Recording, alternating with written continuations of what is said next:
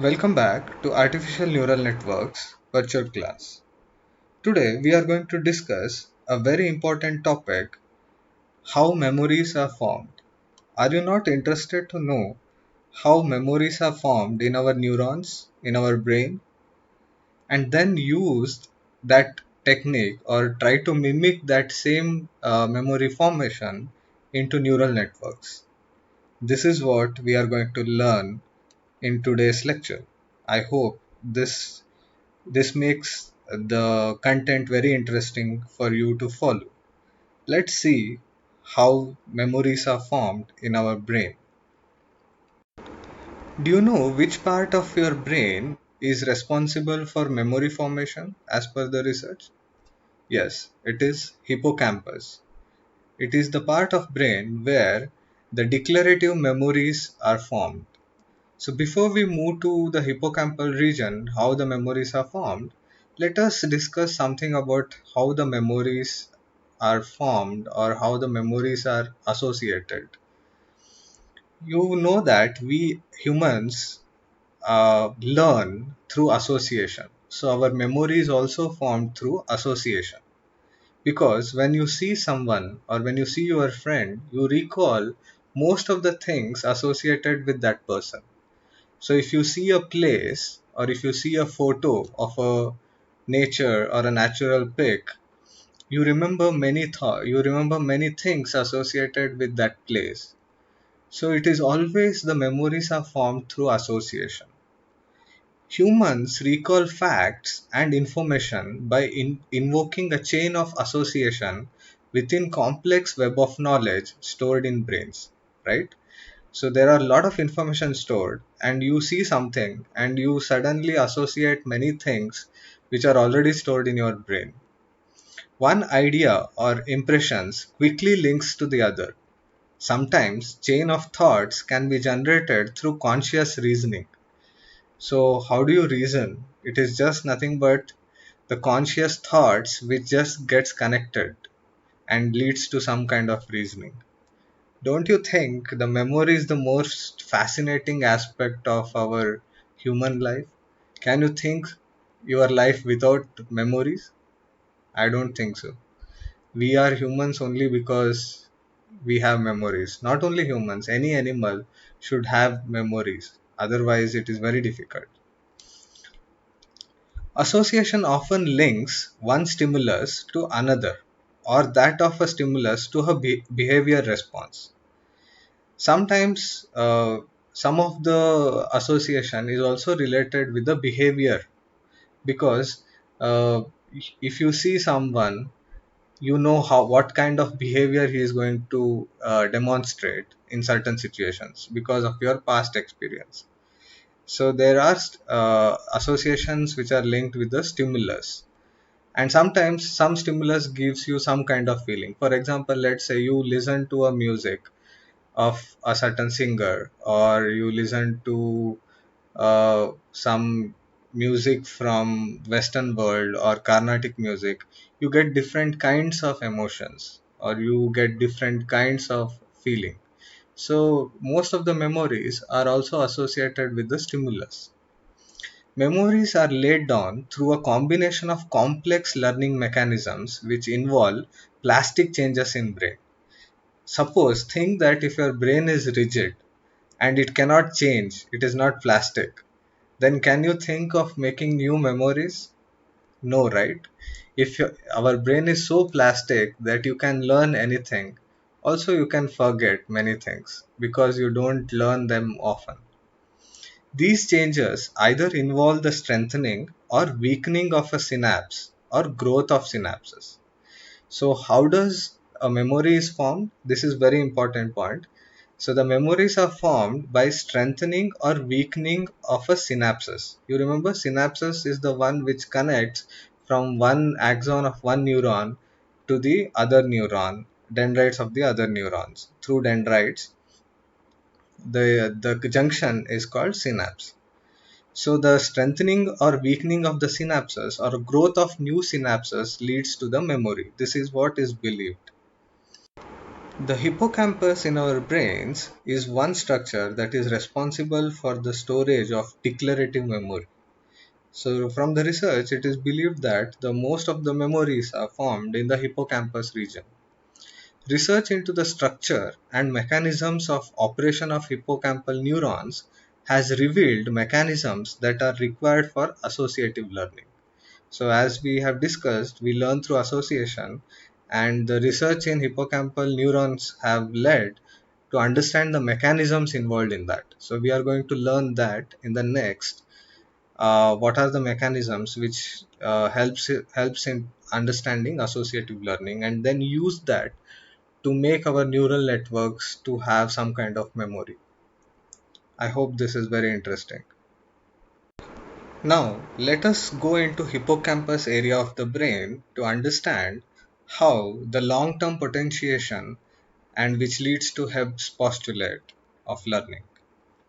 So see the figure. This is the hippocampus region of the brain where the neurons in hippocampus display long-term and permanent increase in activity with certain patterns of stimulation. So some pattern of stimulation can lead to increase in activity which can be considered as the formation of the memory. So we'll discuss this figure. So please look at the figure and understand what is happening now.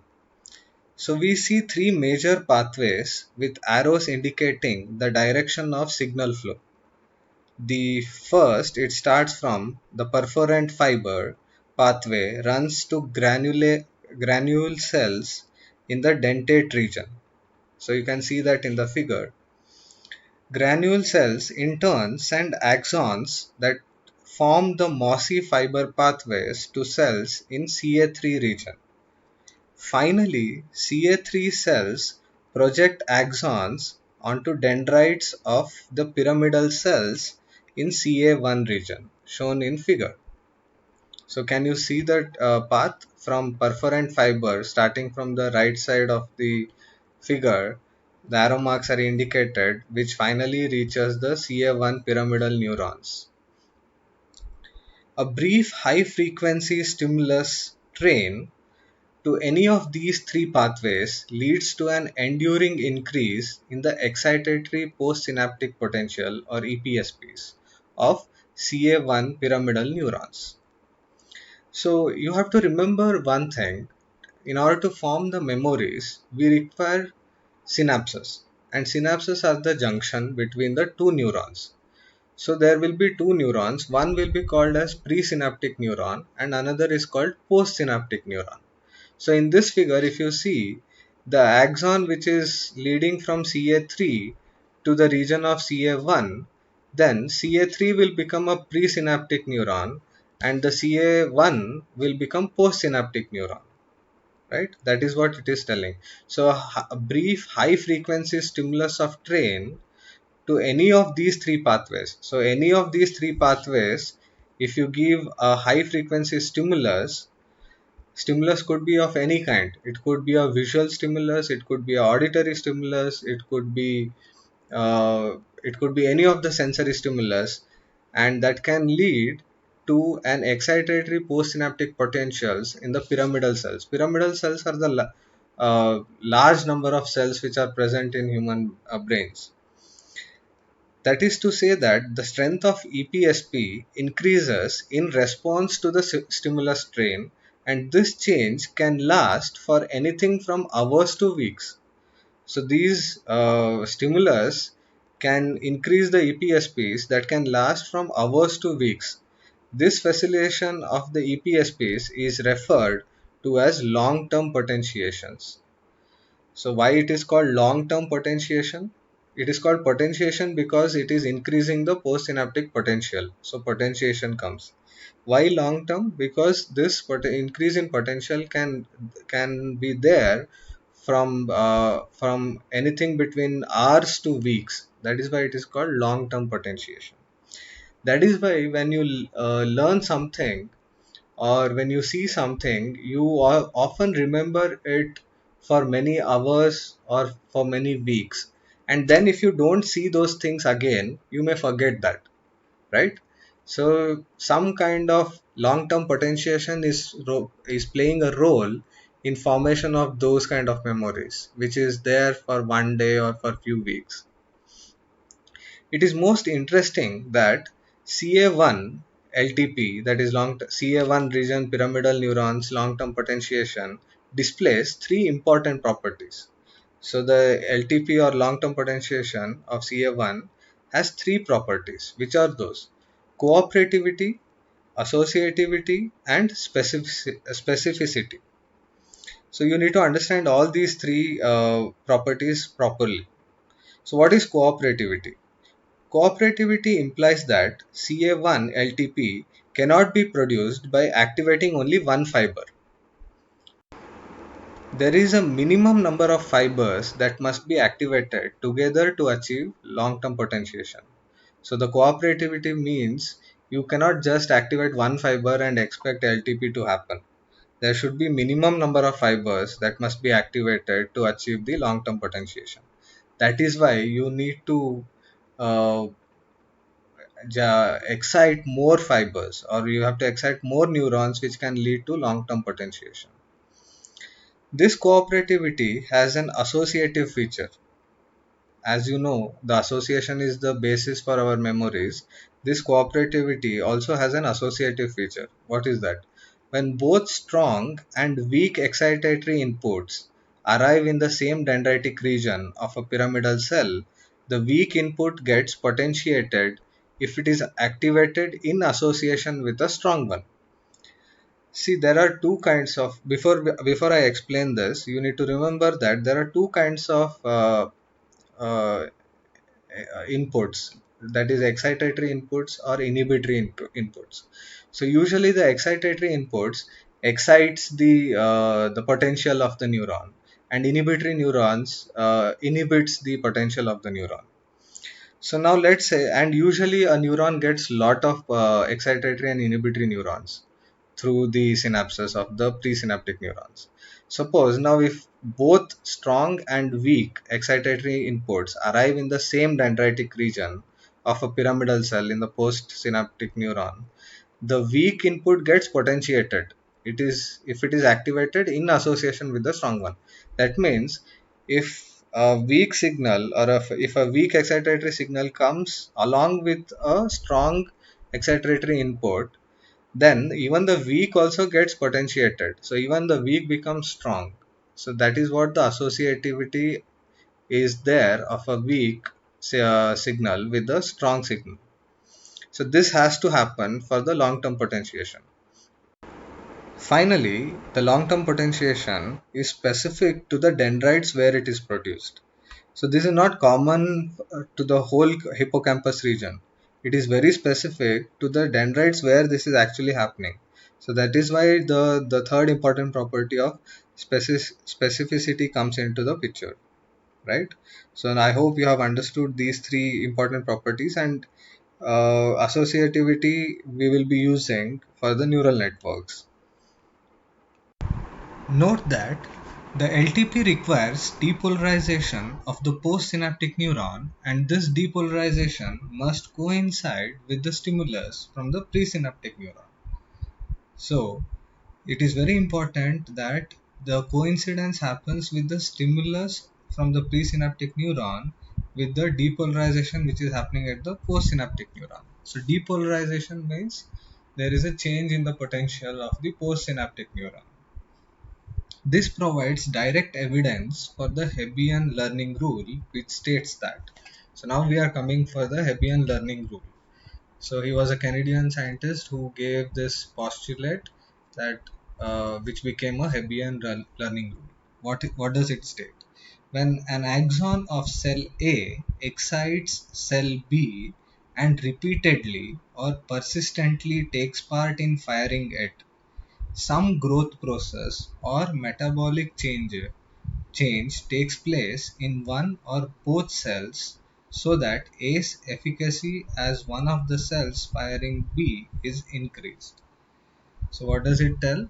So it tells that if cell A is continuously or repeatedly is exciting the cell B and making it to fire, then there is some kind of growth or metabolic process which happens in both A and B, which can which can contribute A's or increase the efficiency of A to make the cell B fire more.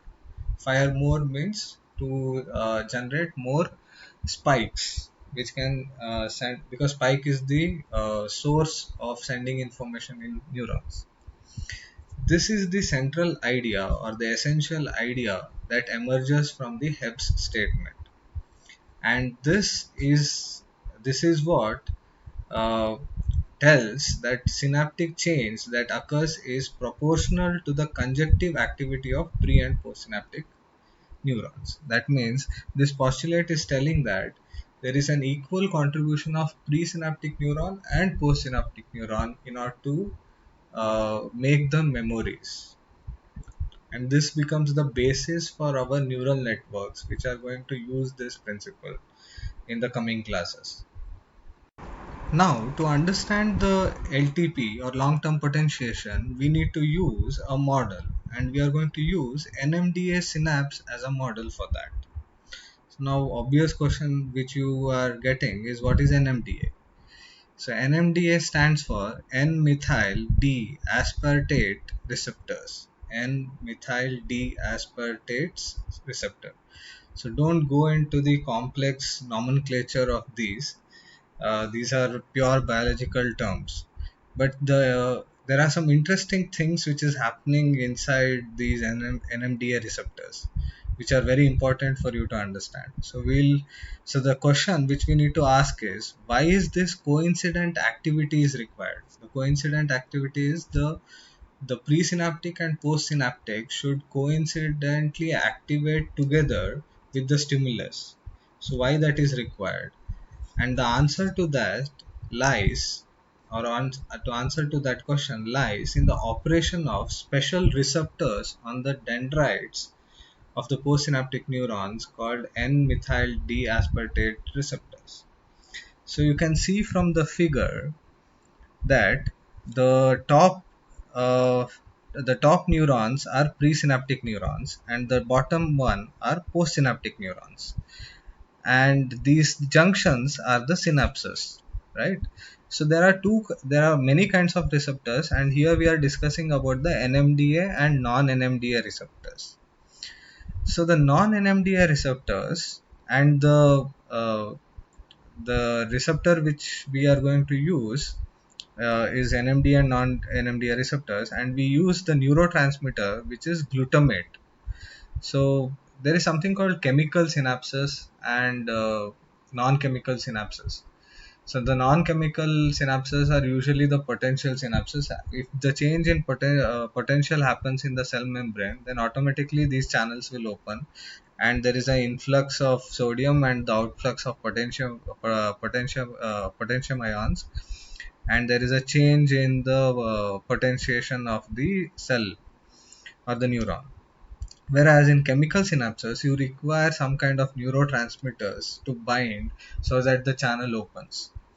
So you can imagine this kind of operation, opening of channel, influx of ions, to the operation of your diode, right? You know how the diode operates, and you can imagine similar kind of operation happenings in this channel.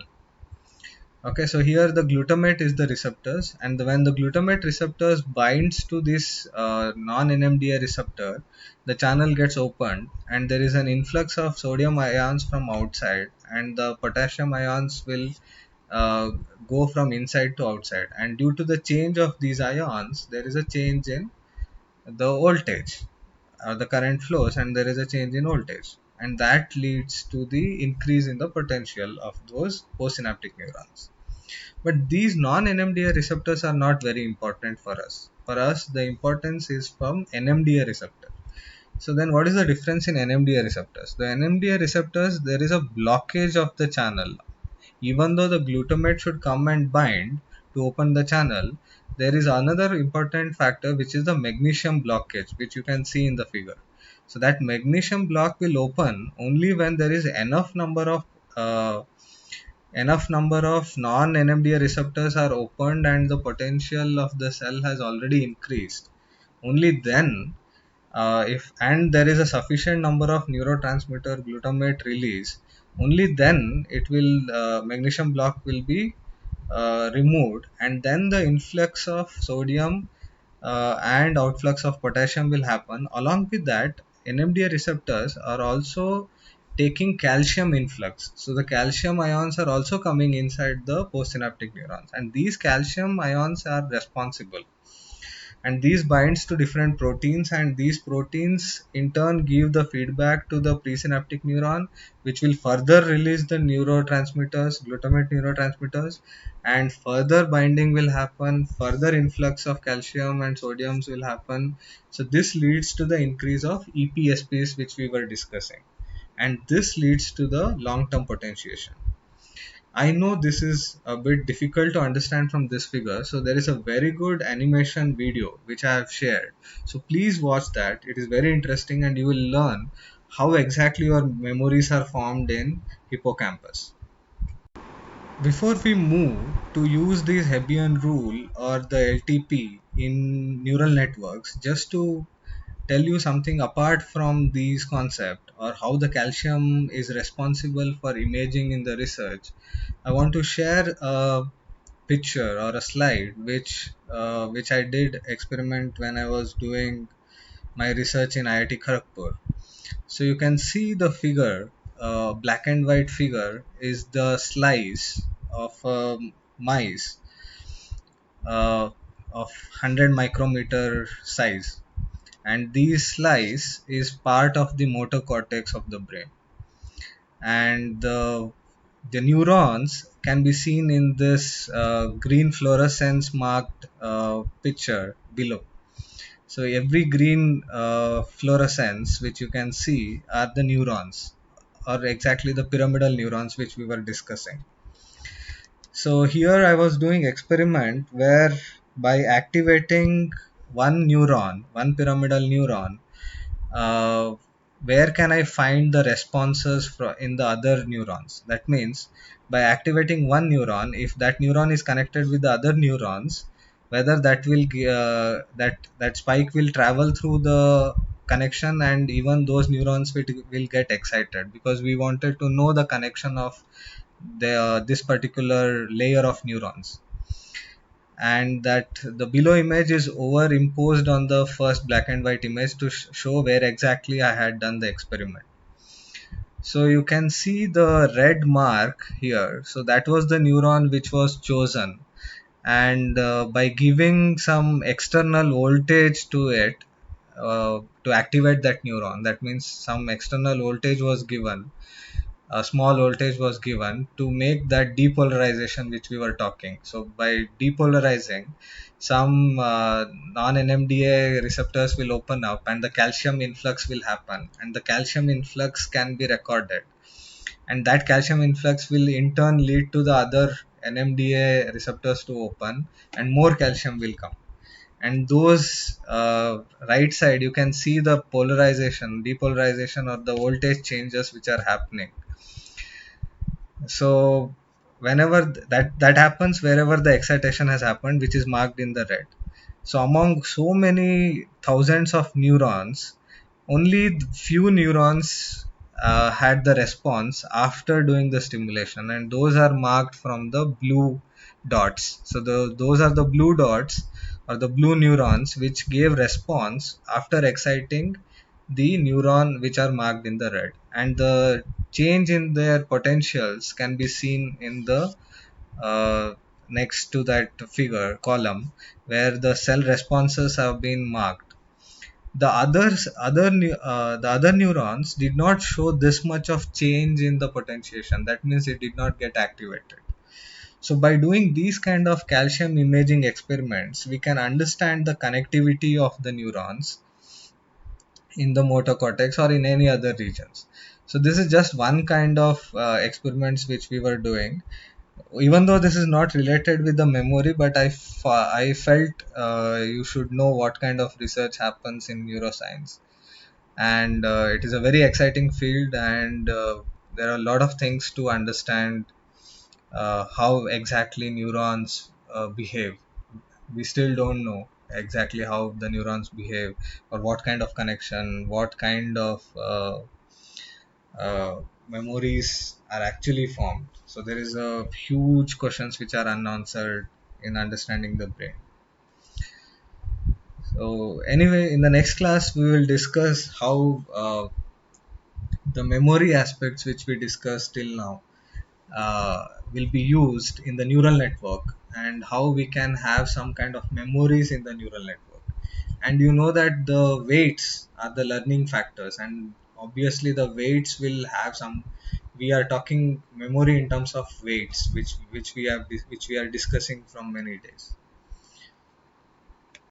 Thank you for watching.